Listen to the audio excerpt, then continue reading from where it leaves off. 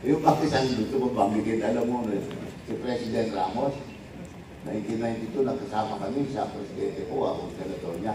Pero yan ang nagpulong sa akin eh. Tinulong ako sa Davao niya. Chairwoman Asra, siya yung ating chairperson ng Committee on Membership. Former Undersecretary ng Department of Energy.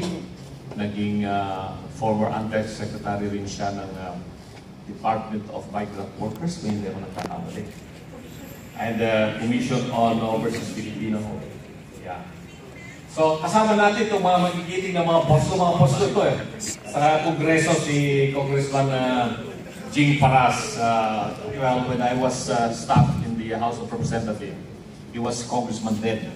No? And then, syempre, boss ko rin, si General Esperon, because when he was appointed National Security Advisor by Tatay Digong, he got me as one of his consultants. Yan. Siyempre, yung aking boss, yung pinaka-boss ko yan, Brad ang tawag ko dyan, elder brother na lamang. Kasi pareho kami, fraternity brothers kami, si Secretary Bebo Peño. So, welcome lahat mga kapartido sa PDP Laban. Tayo ay naririto ngayon, August 21. At kanina binabanggit that this is the Ninoy Aquino Day na tinalaga naman sa batas yan, nakalagay yan. But para sa kaintindihan ng lahat, kasi a few months ago, para bang may lumabas na mga bali-balita na pinagpipilitin daw natin na ihalin tulad si Tatay Digong kay Ninoy Aquino. In fact, medyo yung tagapagsalita ng palasyo, minasama nila ito that we were trying daw to compare Tatay Digong with Ninoy. Never ever that we try to make that comparison about Tatay Digong being equated to Ninoy. Ninoy is a different person, a hero at that. We recognize his accomplishments, his sacrifices, and many things that he did for our country, fighting democracy. He was our hero. And Tatay Digong is a different person also, and a leader at that. So there was never any attempt at all to make Tatay Digong look like Ninoy Aquino, because we do not want Tatay Digong to be assassinated in the tarmac. Baka mangyari yun, hindi natin gusto mangyari yun. But the fact remains that pareho silang nag-suffer. During the Marcos regime, under the old Marcos regime, nag-suffer si Ninoy Aquino. Tatay Digong also suffered the same fate under the new Marcos regime. But we are here to discuss more about the legacy of PRRD. And you can see in front of you now, these gentlemen who really contributed much in helping Tatay Digong run the country for 6 years from 2016 to 2022. You know how difficult the job of a president is. And without this select group of gentlemen that assisted the president, Tatay Digong, he could not have achieved what we call now the legacy of President Duterte. Siguro unahin ko na from the senior, the most senior eh. Lahat kami senior citizen na rito, pero pinaka-senior si Sec Bebot. Pero he looks the youngest sa aming apat na. So, Sec Bebot, please say something about your experience, not only as a former cabinet member of Tatay Digong, but was really a good friend, college days pa sila. Magkaibigan na sila, talagang napakalalim ng kanilang pinagsamahan nung mga bata-bata pa sila at sila ay mga katakam-takam ng mga polisyara, sabi nila nung araw, si Tatay Digong at saka si Sec Bebot. Please, Secretary Bebot Peño. Palakpakan natin, Sec Bebot. Hindi lang ako, ano. Thank you, Brad Raul. Sayang, dapat senador ka eh. At sa susunod for 2028, baka 2026, matutuloy na yan.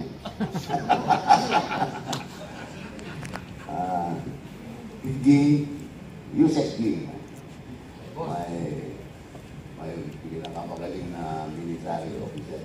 Silang nagkulong sa akin ng araw.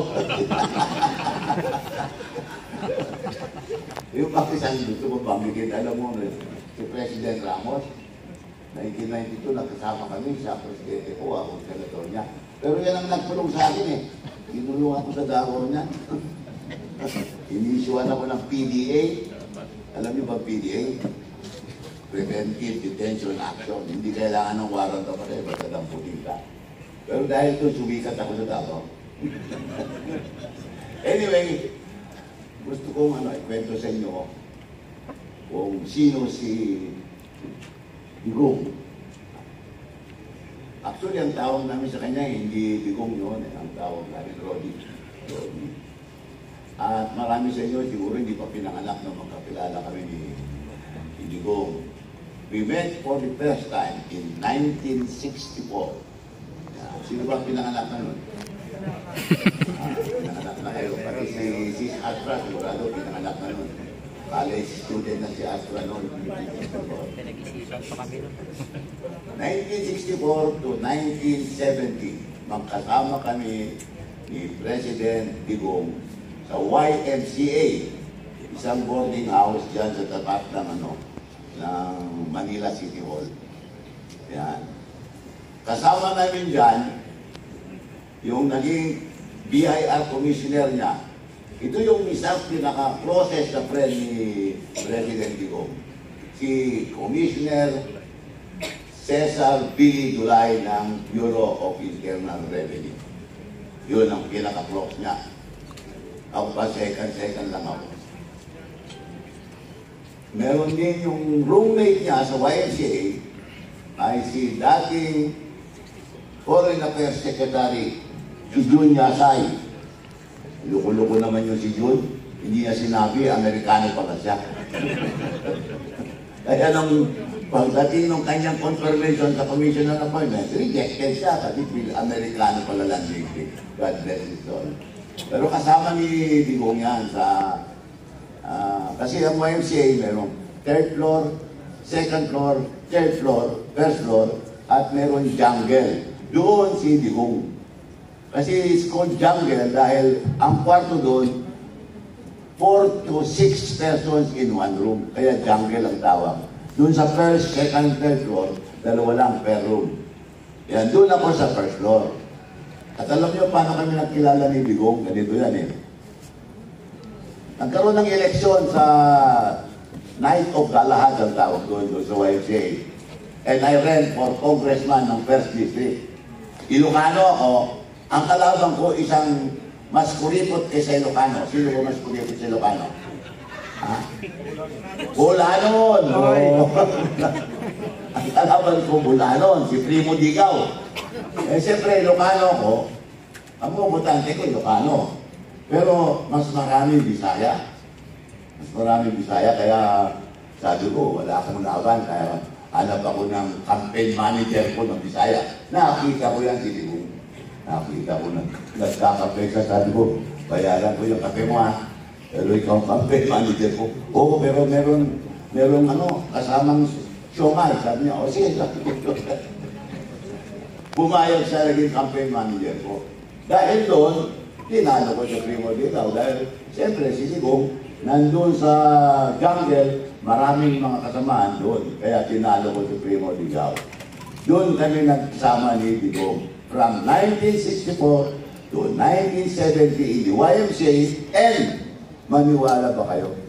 Na hindi ko akalain. Nung abogado na siya, abogado ako, sabi ko, uy, pare, maswerte ka ako, hindi na tayo magkikita. Dahil ako mag-practice ako sa Isabela, ikaw sa Davao. Kaya hindi tayo magkarap. Swerte ka, kundi wala kang laban sa practice, sabi ko sa kanya. Akalain yung magiging pala ko. Magkaasawa ko ng Davawin niya. Kaya 1972, nagkita kami muli ni Digong. Kasama si Billy Dulay. Kasi si Billy Dulay, abogado siya ng Alcantara, one of the biggest company in Davao, yung legal, laging company. Alcantara yun. Doon nagkita kami ulit ni Digong. Pero alam mo, nung maalala ko nung nasa YMCA kami, alam mo kung magkano allowance namin? Siya, mas mayaman kasi governor ang tatay eh. Ang allowance niya, 100 pesos a month. 100 ah. So, malaki na yun. Ako, 60 pesos a month. Yung 30 para sa border lobby, yung